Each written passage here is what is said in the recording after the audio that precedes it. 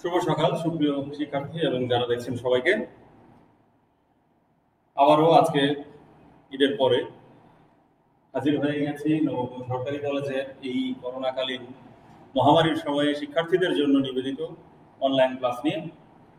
সবাইকে শুভ সকাল এবং ঈদ মোবারক। আমরা ঈদের আগে গত শেষ ক্লাসে আলোচনা করছিলাম গণপ্রজাতন্ত্রী বাংলাদেশের সরকার ব্যবস্থায় যে সাংবিধানিক প্রতিষ্ঠানগুলো রয়েছে এই সাংবিধানিক প্রতিষ্ঠানগুলো নিয়ে। আমরা প্রথম পর্বে দুটো সাংবিধানিক প্রতিষ্ঠান, নির্বাচন কমিশন এবং পাবলিক সার্ভিস কমিশন নিয়ে আমরা আলোচনা করার চেষ্টা করেছিলাম। সেই ধারাবাহিকতায় আজকে আমরা সিএজি এবং এসিসি অর্থাৎ সিএজি শব্দের পূর্ণরূপ হচ্ছে কন্ট্রোলার অ্যান্ড অডিটর জেনারেল, যেটাকে বাংলা বললে পাওয়া যায় মহা হিসাব নিরীক্ষক ও নিয়ন্ত্রক, এবং এসিসি অর্থাৎ অ্যান্টি কারাপশন কমিশন অর্থাৎ যেটিকে বাংলায় বললে বলা হয় দুর্নীতি দমন কমিশন। এই দুটো প্রতিষ্ঠান নিয়ে আজকে আমরা কিছু ধারণা নেওয়ার চেষ্টা করব। আশা করি শেষ পর্যন্ত সকলে আমাদের সাথে থাকবেন।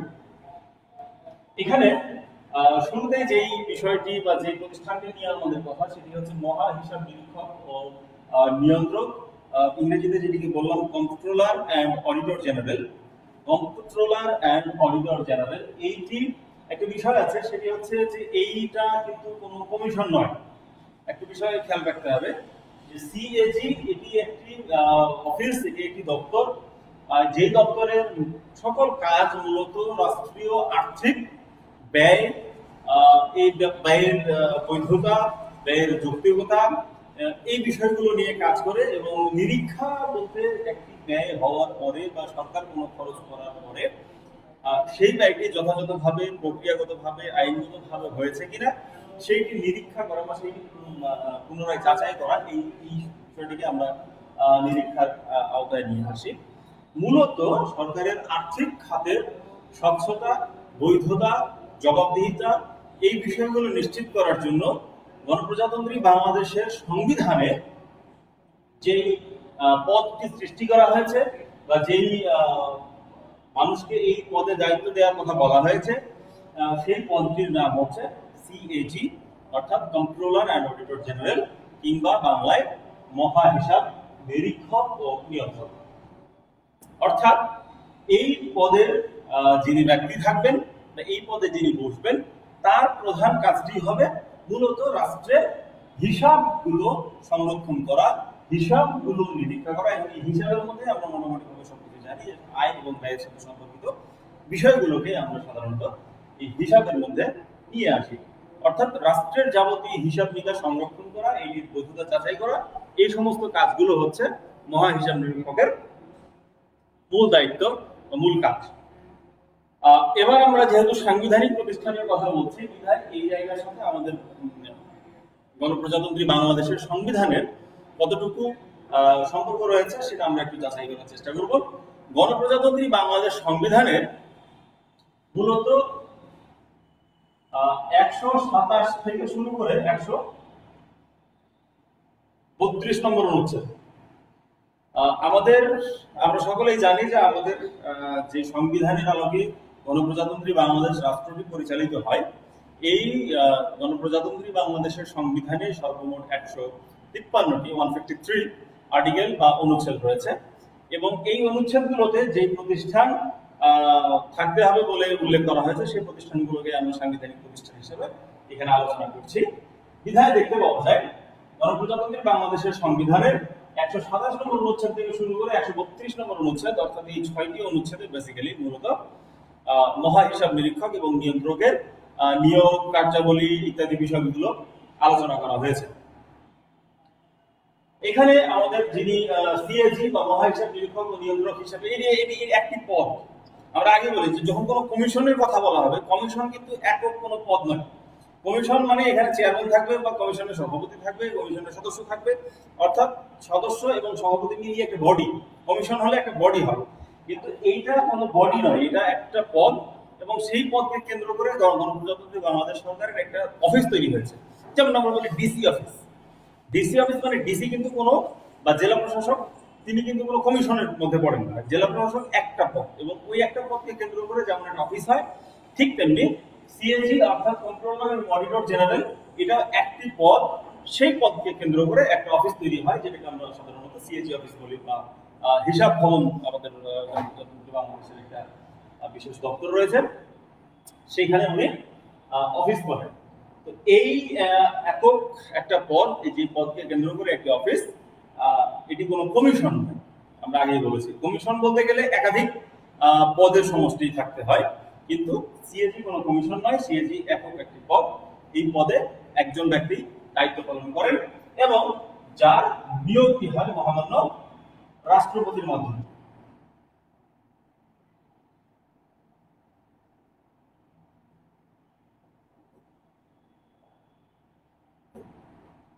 আমরা মূলত আগেও দেখেছি যে আমাদের সাংবিধানিক যে পদগুলো রয়েছে, এই সাংবিধানিক পদগুলোর অধিষ্ঠিত ব্যক্তিদের নিয়োগটি মূলত মহামান্য রাষ্ট্রপতি দিয়ে থাকেন।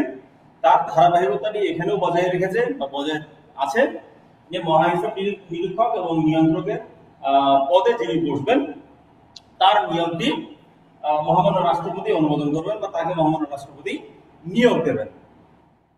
এনার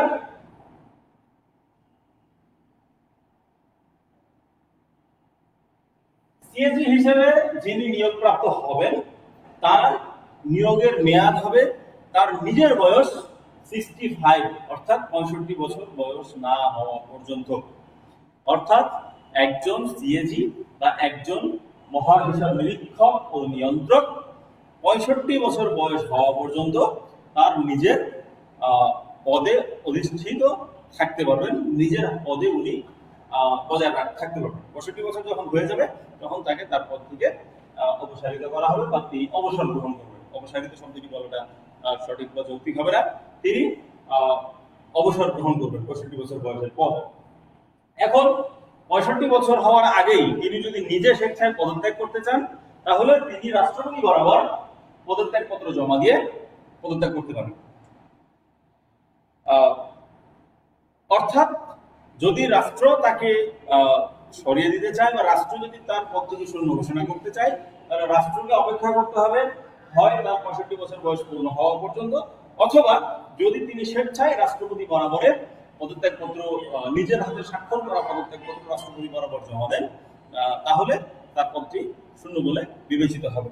এবং যদি তিনি অবসর গ্রহণ করেন কিংবা নিজে স্বেচ্ছায় পদত্যাগ করেন, যাহাই ঘটুক না কেন, সিএজি হিসেবে কার্যরত থাকার পরে তিনি প্রজাতন্ত্রের অন্য কোনো পদে নিযুক্ত হতে পারবেন না।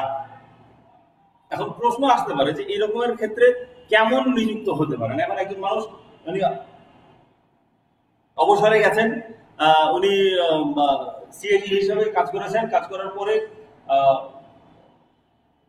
যাই হোক উনি অবসরে গেছেন, তারপরে আবার প্রজাতন্ত্রের কোনো পদে কিভাবে নিয়োগ হয়? এটা হয়েছে বাংলাদেশে বিভিন্ন সময় চুক্তিভিত্তিক নিয়োগ হয়, আমাদের সরকারে আমরা দেখেছি।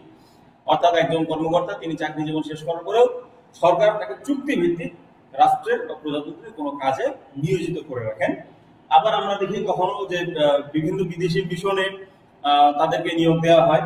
তো যাই হোক 65 বছর পার হওয়ার পরে কিংবা তিনি নিজের পদত্যাগ পত্র জমা দেওয়ার ফলে তিনি যদি সিএজি কার্যালয় থেকে বিদায় নেন তাহলে তিনি রাষ্ট্রের প্রজাতন্ত্রের অন্য কোনো পদে পুনর্বার বা অন্য কোনো পদে আবারও নিয়োগ পাওয়ার জন্য যোগ্য বলে বিবেচিত হবেন না। এই বিষয়গুলো হচ্ছে আমাদের মূলত নিয়োগ সংক্রান্ত ব্যাপার। এখন আমরা একটু দেখার চেষ্টা করব যে এই যে আমরা সিএজি বা মহাহিসাব নিয়োগ নিরীক্ষক নিয়ন্ত্রকের ব্যাপারে এত কথা বললাম বা শুনলাম, তিনি আসলে কি করেন বা কাজটা তার কি?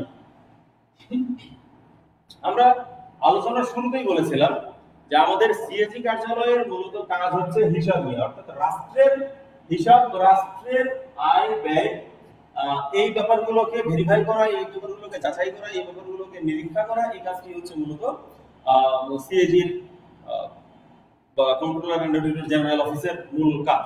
এগুলোকে আমরা একটু যদি বিস্তারিত আলোচনা করতে চাই তাহলে প্রথম বিষয়টা হচ্ছে এই যে মূলত সরকারের বিভিন্ন দপ্তর, এখানে অনেকগুলো আছে, শব্দগুলো লিখতে সময় লেগে যাবে, আমি একটু মুখে বলতেছি, মাথা ধরে নেওয়ার চেষ্টা করতে পারো। বিষয়টা হচ্ছে প্রথমত সব ধরনের সরকারি হিসাব কর্মকর্তা, কর্মচারী, কর্তৃপক্ষ তাদের সমস্ত হিসাবগুলো নিরীক্ষা করা, পর্যালোচনা করা এবং এই সংক্রান্ত রিপোর্ট দেওয়া। এটি একটু আমরা বোঝানোর চেষ্টা করি। যেমন আমাদের নবাবগঞ্জ সরকারি কলেজ, এটি একটি সরকারি দপ্তর এবং একটি সরকারি প্রতিষ্ঠান। এইখানে এই প্রতিষ্ঠানের জন্য বা এই প্রতিষ্ঠানের পেছনে সরকারের যে ব্যয়গুলো হয়, যেগুলো টোটাল ব্যয়, যেমন হয়তো একটা বিল্ডিং হচ্ছে, সেই বিল্ডিং এর যে খরচ, এটি হচ্ছে এক ধরনের সরকারি খরচ, সরকারি হিসাব। আবার আমাদের কর্মকর্তা কর্মচারীরা যে মাসের বেতনটা পান, সে বেতনটা হচ্ছে কর্মকর্তা কর্মচারীর হিসাব। এর সাথে পেনশন আছে, গ্র্যাচুইটি আছে, ল্যাবল্যান্ড আছে, আবার বোনাস আছে, ইত্যাদি ইত্যাদি। অর্থাৎ কর্মচারীরা ব্যক্তিগতভাবে যে টাকাটি পান বা রাষ্ট্র তাদেরকে যে টাকাটি দেয়, এইগুলো হিসাব নিকাশ করা, এগুলো নিরীক্ষা করা এবং এখানে যদি কোনো ধরনের গরমিল থাকে, প্রতিষ্ঠান, এই কলেজের প্রতিষ্ঠানটি যে আয় করে বা যে ব্যয়গুলো করে প্রতিষ্ঠানের নিজস্ব, এই প্রাতিষ্ঠানিক আয় ব্যয়ের ক্ষেত্রে যদি কোনো ধরনের গরমিল থাকে তাহলে সেগুলো সম্পর্কে রিপোর্ট দেওয়া। দ্বিতীয় বিষয়টি হচ্ছে যে সকল প্রকার সরকারি নথিপত্র, বই, রসিদ, দলিল বা সরকারি যে সম্পত্তিগুলো রয়েছে এগুলোকে নিরীক্ষা করা, পর্যালোচনা করা এবং সেই সংক্রান্ত রিপোর্ট দেওয়া।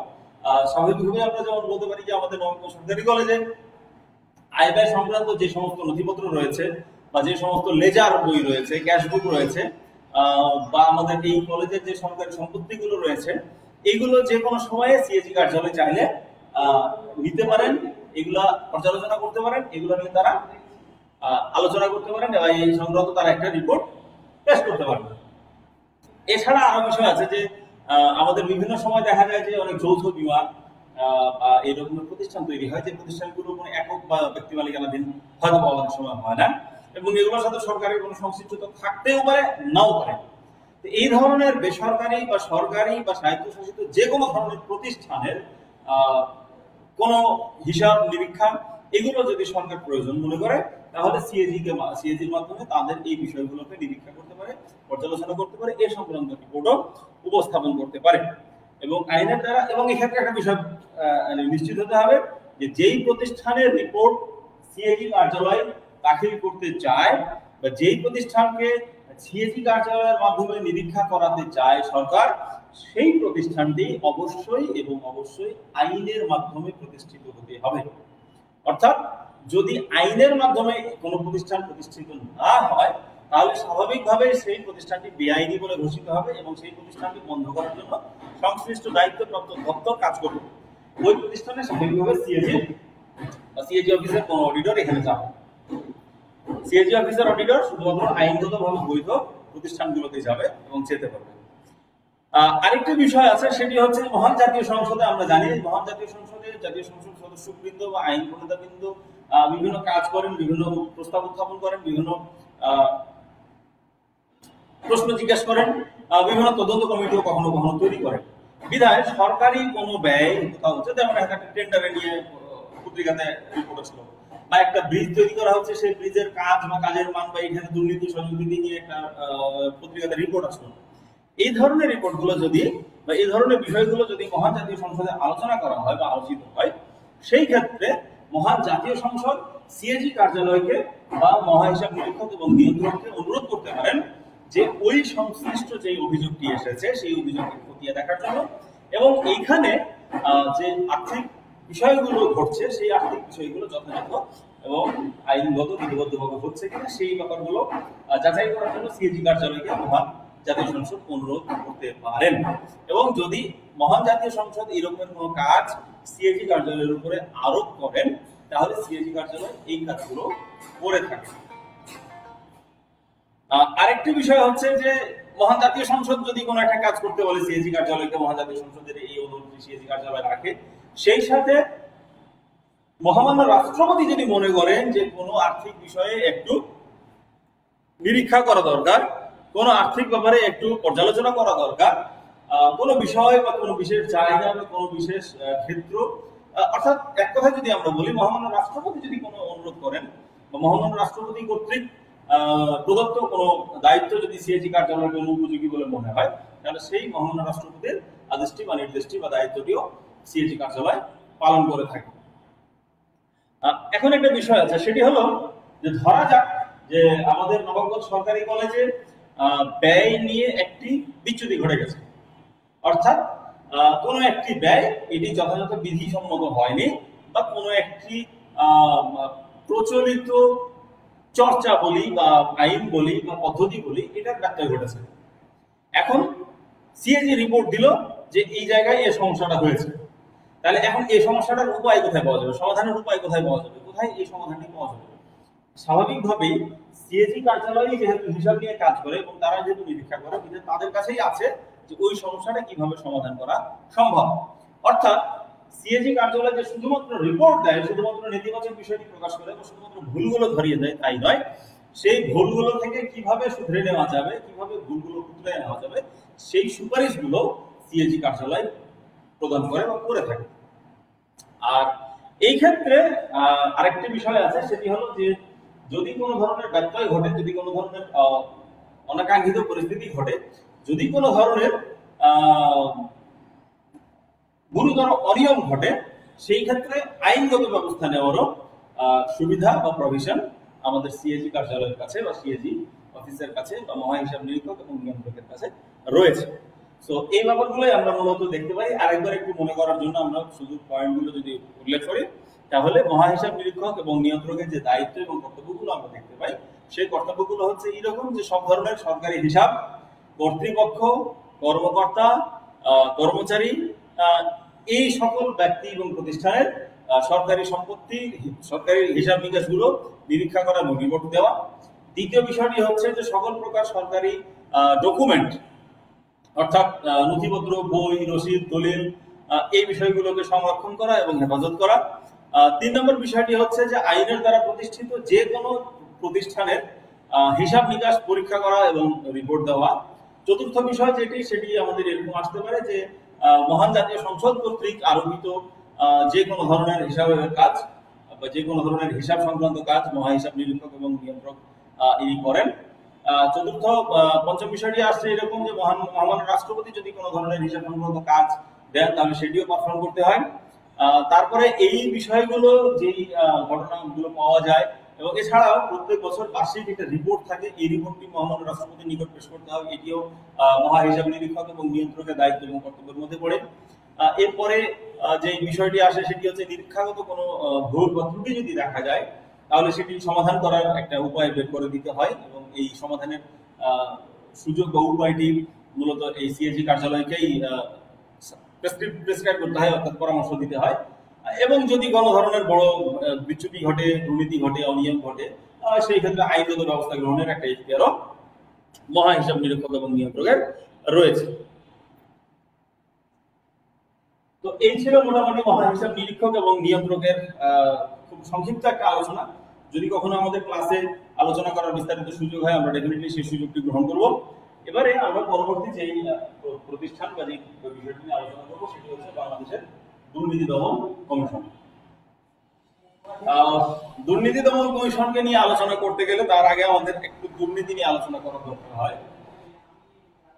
যারা একাদশ শ্রেণীর ক্লাসগুলো নিয়মিত করতে পেরেছো, তারা মোটামুটি আমি একাধিকবার এই বিষয়টি নিয়ে আলোচনা করেছিলাম।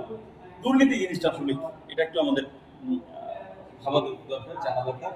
আসলে বাংলাদেশের প্র্যাকটিস বা বাংলাদেশের চর্চাটি এমন একটি পরিস্থিতিতে হয়ে দাঁড়িয়েছে যে আমরা দুর্নীতির সাথে প্রত্যেকদিন বসবাস করি।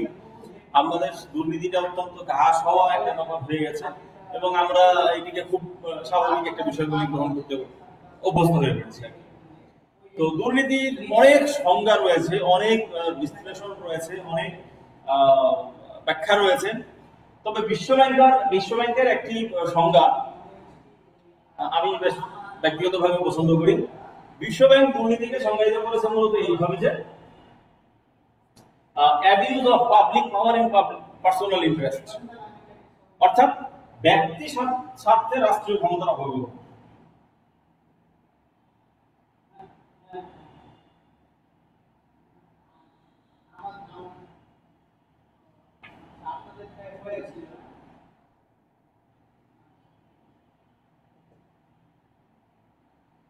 বিশ্ব ব্যাংক এই সংজ্ঞাটি সংজ্ঞায়িত করেছে যে ব্যক্তির স্বার্থে রাষ্ট্রীয় ক্ষমতার অপব্যবহার, এটি দুর্নীতির সংজ্ঞা বলে। যদি এটি একেবারে স্ট্যান্ডার্ড সংজ্ঞা বলা যাবে না, কারণ এর মধ্যে আরো অনেক বিষয় ইনক্লুড নেই বা অন্তর্ভুক্ত নেই। বিধায় পরিপূর্ণ সংজ্ঞা না বলা গেলেও মোটামুটি ভাবে দুর্নীতিকে বুঝতে হলে বা দুর্নীতিকে যাচাই করতে হলে বা দুর্নীতি সম্পর্কিত ধারণা নিতে হলে এই সংজ্ঞার উপর থেকে আমাদের একটু পর্যালোচনা করা যেতে পারে। এখন আমি যদি প্রশ্ন করি যে চুরি করা কি দুর্নীতি, ডাকাতি করা কি দুর্নীতি? অ্যান্সারটা হচ্ছে নো। No means no. তার মানে এই নয় যে চুরি করা বা ডাকাতি করা ভালো জিনিস, সেটাও না, সেটা খারাপ জিনিস, বাট ওই জিনিসটাকে দুর্নীতি বলা যাবে না। দুর্নীতি কখন হবে? যখন ওই বিষয়টির সাথে এই জিনিসটার একটা সম্পর্ক থাকবে, সেটা হচ্ছে রাষ্ট্রীয় ক্ষমতা। এখন চুরি যে চোর যে চুরি করে, সে চোর কি রাষ্ট্রীয় ক্ষমতার অংশ? নো। ডাকাত কি রাষ্ট্রীয় ক্ষমতার অংশ? নো। ব্যক্তিগতভাবে যদি আমি একজনের কাছ থেকে টাকা ধার নিই, টাকা ধার নিয়ে ধার তো ফেরত দিলাম না, এইটা কি দুর্নীতি? এটি দুর্নীতি নয়, এটি অপরাধ। কারণ ওই জিনিসটার সাথে রাষ্ট্রীয় ক্ষমতার কোনো সম্পর্ক থাকে না। যখন ওই জিনিসগুলোর সাথে রাষ্ট্রীয় ক্ষমতার একটা যোগসূত্র তৈরি হয়, তখনই সেটাকে বলা হয় দুর্নীতি। যেমন রাষ্ট্রীয় ক্ষমতায় বসে আমি একটি পদে আছি, রাষ্ট্রীয় পদে, আমি সেই পদটিকে ব্যবহার করে কারো কাছ থেকে অন্যায়ভাবে টাকা নিলাম, এটিকে চুরি বলো, ডাকাতি বলো বা আত্মসাৎ বলো, যাই বলো না কেন, আমি রাষ্ট্রীয় পরিচয় ব্যবহার করে যখন এই কাজটি করবো, তখন সেটি হবে দুর্নীতি। আমি আমার ব্যক্তিগত ব্যবসা প্রতিষ্ঠানে আমার ভাতিজা ভাইটাকে চাকরি দেবো, এটি দুর্নীতি? নো, কারণ সেটার সাথে রাষ্ট্রীয় ক্ষমতার কোনো সম্পর্ক নেই। কিন্তু আমি যখন রাষ্ট্রীয় ক্ষমতার একটা চেয়ারে বসে থাকবো, ওই অবস্থায় বসে থেকে যদি আমি আমার ভাগ্না ভাতিজাকে চাকরি দেই, সেটি হবে দুর্নীতি, কারণ ওখানে রাষ্ট্রীয় ক্ষমতার একটা সম্পর্ক রয়েছে। বিধায় দুর্নীতিকে বুঝতে হলে অবশ্যই সেই দুর্নীতির সাথে রাষ্ট্রীয় ক্ষমতার যদি সম্পর্ক থাকে, সেই অপরাধের সাথে যদি রাষ্ট্রীয় ক্ষমতার সম্পর্ক থাকে, তাহলে সেই অপরাধটিকে আমরা দুর্নীতি বলতে পারি। এছাড়া আমরা সেটিকে দুর্নীতি বলতে পারি না, যদি এটি রাষ্ট্রীয় ক্ষমতার সাথে সম্পর্কিত না হয়। আমার মনে হয় যে আমি ব্যাপারটি কিছুটা হলো ক্লিয়ার করতে পেরেছি। এখন এই যে রাষ্ট্রীয় ক্ষমতা, অর্থাৎ রাষ্ট্র তার নিজের কাজগুলো করার জন্য কতগুলো ব্যক্তিকে নিয়োগ দেয়, কতগুলো ব্যক্তির উপরে দায়িত্ব দেয়, এই দায়িত্বটি রাষ্ট্রীয় স্বার্থে পালন না করে যখন ব্যক্তির নিজস্ব স্বার্থে এটি প্রতিপালন করতে চায়, তখনই সেটিকে আমরা বলে থাকি দুর্নীতি। এখন এই দুর্নীতির নির্দেশকগুলো কি? আমরা কোন কোন বিষয়গুলোকে দুর্নীতি বলে অভিহিত করে থাকি, কোন কোন বিষয়গুলোকে দুর্নীতি বলে জেনে থাকি? সবচেয়ে প্রচলিত যে শব্দটা, সেই শব্দটি হচ্ছে ঘুষ। অর্থাৎ রাষ্ট্র কোন একজন ব্যক্তিকে রাষ্ট্রীয় ক্ষমতার অংশ হিসেবে একটি চেয়ারে বসিয়েছেন, তিনি এই চেয়ারটির অপব্যবহার করে আর্থিকভাবে লাভবান হতে চাচ্ছেন। এই লাভবান হওয়ার প্রক্রিয়াটিকে আমরা প্রচলিত অর্থে বলি ঘুষ। এই ঘুষটিকে শব্দ বাংলায় যদি আমরা একটু ভালোভাবে বলার চেষ্টা করি, সেটাকে আমাদের এইভাবে বলতে পারি অনৈতিক আর্থিক লেনদেন। অর্থাৎ অনৈতিক আর্থিক লেনদেন, এটির সাথে যদি রাষ্ট্রীয় ক্ষমতার একটি যোগসূত্র থাকে, তাহলে সেটিকে আমরা বলি দুর্নীতি। অর্থাৎ সরকারি ক্ষমতায় বসে কেউ কোন ধরনের আর্থিক অবৈধ সুবিধা নিতে পারেন না, যদি নেন তাহলে সেটা দুর্নীতি হবে। দ্বিতীয় বিষয় আমি একটু আগে বললাম যে ভাগনা ভাতিজাদেরকে চাকরি দেওয়া বা বিভিন্ন অনৈতিক সুবিধা দেওয়া, আত্মীয় স্বজন এদেরকে বিভিন্ন ধরনের সুযোগ সুবিধা দেওয়ার একটা প্রক্রিয়া থাকে, সেটিকে আমরা বলি স্বজন প্রীতি। স্বজন প্রীতি খারাপ জিনিস নয়। আমি আমার স্বজনকে ভালোবাসবো, তুমি তোমার স্বজনকে ভালোবাসবে, প্রত্যেকে আত্মীয় স্বজনের সাথে ভালো একটা সম্পর্ক তৈরি করবে। আল্লাহ রাসূল বলে গেছেন যে আত্মীয়তার সাথে সম্পর্ক ছিন্নকারী কখনো জান্নাতে যেতে পারবে না। আত্মীয় স্বজনের সাথে সম্পর্ক থাকা ভালো, কিন্তু এই সম্পর্কটাকে কোনোভাবেই এই ক্ষমতা, রাষ্ট্রীয় ক্ষমতা দ্বারা অবৈধ সুযোগ দেওয়া যাবে না। কেন যাবে না? কারণ রাষ্ট্রের আইন বলে যে আইন সবার জন্য সমান, রাষ্ট্রের সুযোগ সুবিধা সবার জন্য সমান। এখন এই সুযোগ সুবিধাগুলো নিশ্চিত করার জন্য রাষ্ট্র যাকে ক্ষমতা দিয়েছে, তিনি যদি এই সুযোগ সুবিধাগুলো সকলকে সমান হারে না দিয়ে নিজের আত্মীয় স্বজনকে দেন, তখন সেটাকে আমরা বলবো দুর্নীতি। আমরা সাধারণত দেখি যে যখনই একটা ত্রাণ আসে, যাদেরকে ত্রাণ বিতরণ করার জন্য দায়িত্ব দেওয়া হয়, তারা গণমানুষকে ত্রাণ না দিয়ে বা যিনি প্রয়োজনীয়, যার আসলে ত্রাণটির প্রয়োজন তাকে না দিয়ে আত্মীয় স্বজনকে যখন দেয়, তখন এই ধরনের বিষয়টিকে আমরা বলি দুর্নীতি। তো এই স্বজন প্রীতিটিও মূলত করা উচিত নয়। তৃতীয় যে বিষয়টি, সেটি হচ্ছে জবাবদিহিতার অভাব যদি থাকে। এখন জবাবদিহিতাটা কি? জবাবদিহিতাটা কিন্তু কোনো কর্মকর্তা বা কোনো কর্মচারীর কলার ধরে কোনো তথ্য চাওয়া বা জবাব চাওয়াটা কিন্তু জবাবদিহিতা নয়। জবাবদিহিতাটা হওয়ার জন্য একটা নির্ধারিত প্রসেস আছে, জবাবদিহিতার একটা নির্ধারিত পদ্ধতি আছে। সেই পদ্ধতি গ্রহণ করে এবং সেই পদ্ধতি অনুসরণ করে প্রত্যেকটি প্রতিষ্ঠান, প্রত্যেকটি কর্মকর্তা কর্মচারী তার কাজের জন্য জবাবদিহি করতে বাধ্য থাকবে। এই জবাবদিহিতা যদি কখনো অনুল্লেখ্য হয়ে যায়, এই জবাবদিহিতা যদি নিশ্চিত করা না যায়, তখন সাধারণত দুর্নীতির বিষয় বা দুর্নীতির সৃষ্টি হতে পারে। আরেকটি বিষয় আছে, সেটা হচ্ছে স্বচ্ছতা। স্বচ্ছতা এটি গোপনীয়তার ভিন্ন রূপ। অর্থাৎ কোনো কাজ যখন গোপন ভাবে করা হয় তখন সেটিকে বলা হয় অস্বচ্ছ প্রক্রিয়ায় করা হয়েছে। আর যখন এটি গোপনীয়তা থাকে না বা যখন এটিকে গোপনীয়তা পরিহার করে সবার জন্য উন্মুক্ত এই রকমের থিওরিতে কোনো একটি কাজ করা হয়, তখন সেখানে স্বচ্ছতা রয়েছে বলা হয়। এখন যদি এই স্বচ্ছতা, এখন একটা বিষয় আছে, সাধারণত ঘুষ কি কেউ ওপেন নেয়? প্রকাশ্যে কেউ ঘুষ নেয় না, প্রকাশ্যে কেউ স্বজনপ্রীতি করে না। বিধে এইগুলোই হচ্ছে মূলত অস্বচ্ছতা। অর্থাৎ গোপনীয়তার বিপরীত শব্দ হচ্ছে অস্বচ্ছতা, এবং এই অস্বচ্ছতাটা যখন থাকে একটা কাজের মধ্যে, তখন সাধারণত সেখানে দুর্নীতির গন্ধটা পাওয়া যায়। আরেকটি বিষয় আছে, সেটি হচ্ছে আইনের অপপ্রয়োগ। এটি সাধারণত আমরা দেখি যে অনেক সময় এই ধরনের অভিযোগ আসে যে সরকার হয়তো কোনো একটি দপ্তরকে বা কোনো একটি বিভাগকে মানুষ ধরে নিয়ে আসার একটা ক্ষমতা দিয়েছে। এখন এই ক্ষমতাটা অপব্যবহার করে অনেক সময় দেখা যায় যে নিরীহ মানুষজনকে ধরে নিয়ে চলে আসে। এই যে নিরীহ মানুষজনকে ধরে নিয়ে চলে আসা, এটা কিন্তু এক ধরনের ক্ষমতার অপব্যবহার করা। বিধায় আইন যেটি রয়েছে, আইনটি যথাযথ প্রয়োগ না করে অপপ্রয়োগ করার মাধ্যমে যদি কোনো ব্যক্তি তার নিজস্ব স্বার্থ বা ব্যক্তি স্বার্থ হাসিল করতে পারে, বা সে আর্থিকভাবে বা সামাজিকভাবে লাভবান হতে পারে বা অনৈতিকভাবে এখানে কোনো সুবিধা নিতে পারে, তাহলে সেটাকে আমরা দুর্নীতি বলতে পারি। আরেকটি বিষয় আমাদের একটু বলার আছে, সেটি হলো যে এই দুর্নীতি বন্ধ করার জন্য বা দমন করার জন্য সরকার যতটুকু ইন্টারেস্টেড হবেন বা সরকার যতটুকু উদ্যোগী হবেন, তার চাইতে আমাদের জনগণের আসলে অনেক বেশি উদ্যোগী হওয়া দরকার। কারণ জনগণ সরাসরি তৃণমূল পর্যায়ে সরকারের সুবিধাগুলো ভোগ করে। বিধায় তৃণমূল পর্যায়ে কোথায় অস্বচ্ছতা রয়েছে, কোথায় গোপনীয়তা রয়েছে, কোথায় অধিষ্ঠিত ব্যক্তিবর্গ ক্ষমতার অপব্যবহার করছেন, কোথায় রাষ্ট্রীয় ক্ষমতার অংশ হিসেবে যে ব্যক্তিরা রয়েছেন তারা স্বজনপ্রীতি করছেন, এটি কিন্তু গণপ্রজাতন্ত্রী বাংলাদেশের মাননীয় প্রধানমন্ত্রী যতটুকু জানেন তার চাইতে তৃণমূল পর্যায়ের মানুষজন অনেক বেশি জানেন। বিধায় এখানে জনগণের অংশগ্রহণ করার একটি বড় সুযোগ রয়েছে এবং এটি আসলে হওয়া উচিত। জনগণকে এই ব্যাপারে একটু উৎসাহিত হওয়া উচিত। সেই ক্ষেত্রে যদি জনগণ আসলে এই ব্যাপারে ইন্টারেস্টেড না হয়, যেমন আমাদের বর্তমান বাংলাদেশের পরিস্থিতি, আমরা সবাই দুর্নীতি নিয়ে অনেক কথা বলি, আমরা সবাই দুর্নীতিবাদকে গালিগালাজ করি, কিন্তু বাস্তবতা হলো এই যে আমরা নিজেও আসলে দুর্নীতির যে নির্দেশকগুলো রয়েছে সেগুলো আসলে চর্চা করি। আমি নিজেও যখন একটা চাকরি আবেদন করি তখন টাকা ঘুষ দেওয়ার জন্য আমি করি, টাকা ঘুষ দেবো, টাকা ঘুষ দিলে আমার চাকরিটা হবে। আমি নিজে যখন চাকরির আবেদন করি তখন আমি খুঁজি আমার কোথায় আমার মামা খালু আছে, তাদের কাছ থেকে আমি স্বজনপ্রীতির সুবিধাটা নিয়ে চাকরি নিতে যাবো। অর্থাৎ আমরা মুখে দুর্নীতিকে গালিগালাজ করলেও আমাদের বাস্তবিক চর্চায় কিন্তু আমরা আসলে দুর্নীতিকেই লালন করি, আমরা দুর্নীতিকেই পালন করি। এটা আমাদের মানে একটা এই জায়গা থেকে আমাদের আসলে বের হয়ে আসতে হবে। এই জায়গা থেকে বের হয়ে আসতে পারলে আমাদের দুর্নীতির প্রকোপটা কমবে।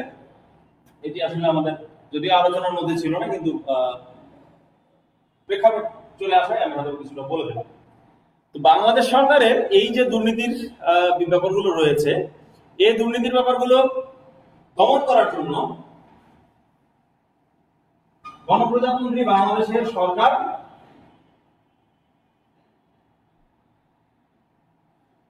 2004 সালে একটা বিশেষ আইন তৈরি করে, একটি বিশেষ আইন প্রণয়ন করে, যে আইনটির নাম হচ্ছে দুর্নীতি দমন কমিশন আইন 2004। এই আইনের মাধ্যমে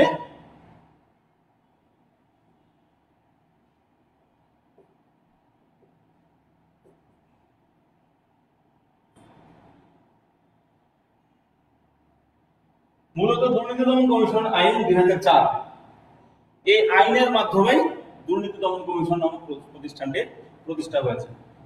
প্রসঙ্গক্রমে একটু বলে দেই, যদিও তোমাদের বইতে দুর্নীতি দমন কমিশন নিয়ে একটি আলোচনা রয়েছে এবং এই আলোচনাটি সাংবিধানিক প্রতিষ্ঠান এই শিরোনামের চ্যাপ্টারের মধ্যে রয়েছে। কিন্তু আসলে সংজ্ঞাগত দিককে একটু যদি বিবেচনায় আমরা নিই, তাহলে দুর্নীতি দমন কমিশন অ্যাকচুয়ালি কোনো সাংবিধানিক প্রতিষ্ঠান নয়, অত্যন্ত ভালো একটি প্রতিষ্ঠান, ইতিবাচক প্রতিষ্ঠান। আমরা দুর্নীতি দমন কমিশনের সার্বিক শতভাগ সফলতা কামনা করি। কিন্তু আমরা একটু আগে দেখলাম যে আমাদের সিএজি অর্থাৎ এই মহাহিসাব নিরীক্ষক নিয়ন্ত্রক এই কার্যালয়টি বা এই পদটি প্রতিষ্ঠিত হয়েছে সংবিধানের উপর ভিত্তি করে। কারণ সংবিধানের ১২৭ নম্বর অনুচ্ছেদ থেকে ১৩২ নম্বর অনুচ্ছেদ, এই ৬টা অনুচ্ছেদে সিএজি সম্পর্কে কথা বলা হয়েছে। কিন্তু গণপ্রজাতন্ত্রী বাংলাদেশ সরকারের দুঃখিত সংবিধানের ১৫৩টি অনুচ্ছেদের মধ্যে কোথাও দুর্নীতি দমন কমিশন নামক শব্দটি নেই। অর্থাৎ এই কমিশন আসলে সাংবিধানিক কোনো প্রতিষ্ঠান নয়। এই কমিশনটি প্রতিষ্ঠিত হয়েছে আইনের মাধ্যমে, সংবিধানের মাধ্যমে নয়। আমি আর একটু মনে করে দেই যে দুর্নীতি দমন কমিশন প্রতিষ্ঠিত হয়েছে আইনের মাধ্যমে, নট সংবিধানের মাধ্যমে। বিধায় আক্ষরিক অর্থে এটি আসলে একটি সাংবিধানিক প্রতিষ্ঠান বলা যায় না, এটি সাংবিধানিক প্রতিষ্ঠান নয়। তবে যেহেতু আমাদের আলোচনা আছে সেহেতু এটি আমাদের করতে হবে, এটি আমাদেরকে জানতে হবে, এবং এই জানার বিষয়টা অত্যন্ত গুরুত্বপূর্ণ আমাদের পরীক্ষায় এটি আসতে পারে। মূলত দুর্নীতি দমন কমিশনের যেই কমিশন রয়েছেন, এই কমিশনের একজন চেয়ারম্যান, যেমন আমরা আগে বলেছি যে সিএজি কোনো কমিশন নয়। কমিশন নয় মানে একটি পদ, সেই পদকে কেন্দ্র করে একটি অফিস। আর কমিশন কিন্তু একক কোনো পদ নয়। এই কমিশন মানে হলো একাধিক পদ থাকে, এবং এই একাধিক পদের মধ্যে থাকে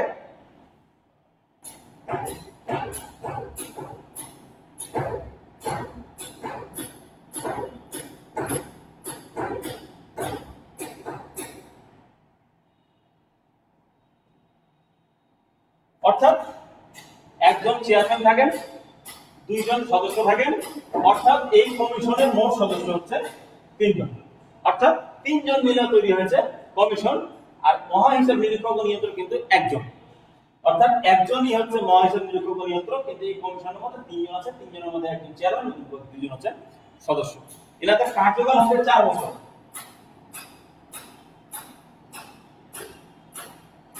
অর্থাৎ তারা নিয়োগ পাওয়ার পরে 4 বছরের জন্য দায়িত্ব করতে হবে। এখানে সর্বোচ্চ বয়স সীমা বলা হয়নি যে বছর বয়স পর্যন্ত বা তারপরে তারা ব্যাপারটা সেরকম নয়। তারা তাদের দায়িত্ব পাওয়ার পরে 4 বছরের জন্য কাজ করবেন। আইন অনুযায়ী তাদের কিছু যোগ্যতা অযোগ্যতার ব্যাপার রয়েছে। যোগ্যতা অযোগ্যতার মধ্যে কমিশনের সদস্য বা চেয়ারম্যান হতে গেলে অন্তত তাকে 20 বছরের চাকরির অভিজ্ঞতা থাকতে হবে।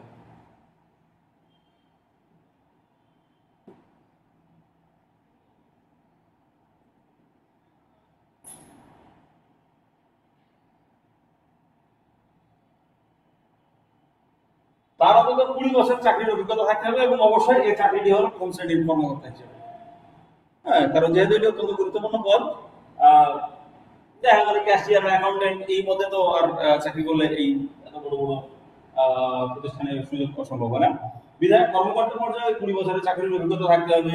এছাড়া আরো কিছু থাকবে, যেমন উনি কোনো ঋণ খেলাপ হতে পারবেন না, তিনি দেউলিয়া হতে পারবেন না আদালত কর্তৃক ঘোষিত, কিংবা তিনি কোনো গুরুদণ্ড বা ফৌজদারি বা দেওয়ানি বলি কোনো অপরাধী সাব্যস্ত হয়ে দীর্ঘদিন যাবত যদি উনি একটি বড় ধরনের গুরুদণ্ড ভোগ করেন, তাহলে এরকমের নেগেটিভ সার্টিফিকেট পাওয়া কোনো মানুষ সাধারণত এই দুর্নীতি দমন কমিশনের চেয়ারম্যান বা সদস্য হওয়ার যোগ্য হবেন না। এই ক্ষেত্রে এখন আমরা একটু যদি চেষ্টা করি যে দুর্নীতি দমন কমিশন আসলে কি করে। দুর্নীতি দমন কমিশনের কাজ মূলত বুঝতেই পারছি আমরা যে গণপ্রজাতন্ত্রী বাংলাদেশের দুর্নীতি, এই দুর্নীতিকে দমন করা। এখানে একটা বিষয় আছে, যেমন আমাদের কিছু কিছু দপ্তরগুলো নামের মধ্যে তাদের কাজটা খুঁজে পাওয়া যায়। যেমন আমাদের বাংলাদেশের একটা দপ্তর রয়েছে মাদক দ্রব্য নিয়ন্ত্রণ অধিদপ্তর। অর্থাৎ এখানে একটা কথা বলা হয়েছে যে মাদক দ্রব্য নিয়ন্ত্রণ অধিদপ্তর, নট দমন বা নির্মূল। অর্থাৎ সেই দপ্তরের কাজ হচ্ছে মাদক দ্রব্যটিকে নিয়ন্ত্রণ করা, নির্মূল করা নয়। দুর্নীতি দমন কমিশনের কিন্তু এখানে মূল লক্ষ্যটি হচ্ছে দুর্নীতিকে দমন করা। অর্থাৎ বাংলাদেশের যে দুর্নীতিগুলো রয়েছে ব্যক্তিগত পর্যায়ে, প্রাতিষ্ঠানিক পর্যায়ে, এই সমস্ত প্রতিষ্ঠান বা এই সমস্ত ব্যক্তিগত, যাই হোক আমরা অনেক সময় নিয়ে ফেলেছি। আসলে আমি খুব গরমের মধ্যে একটু দেখতে বসে আমি আসলে ঘেমে গেছি। তা আজকের মতো আমরা এখানে শেষ করছি। আহ, দুর্নীতি দমন কমিশনের কি কি দায়িত্ব এবং কর্তব্য রয়েছে এটি প্রত্যেকে তোমাদের কাছে হয়তো আশা করি যে বই আছে, এই বই থেকে একটু দেখে নিলে তোমরা পারবে। সেই আবার আগামী ক্লাসে তোমাদের সাথে দেখা হবে এই আশাবাদ ব্যক্ত করে আজকের মতো শেষ করছি। ধন্যবাদ সবাইকে। আল্লাহ হাফেজ।